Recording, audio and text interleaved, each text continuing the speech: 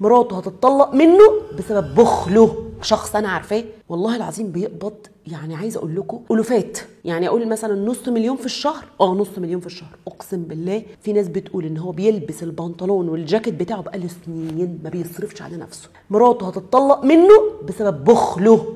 ليه؟ ماسك في الفلوس كده، الفلوس في قلبه مش تحت رجله. وصلت قصدي ايه؟ ده بقى بيستحق ايه؟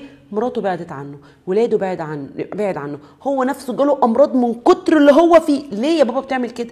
انما بقى البني ادم اللي بيجي له مبلغ او بيجي لها حاجات او بيجي له حاجات، يعمل ايه؟ انا اصرف على نفسي اولا، اتبسط واستمتع، وبعد كده اصرف على اولادي، بعد كده اعيش وابدا ان انا ادخر جزء واتصدق بجزء. الانفاق والدايره دي هي اللي بتخليك تستحق مزيد. لكن البخل والطاقه الحرمان اللي انت فيها والطاقه اللي انت فيها مستحيل تجذبي اللي شبيهه ليها.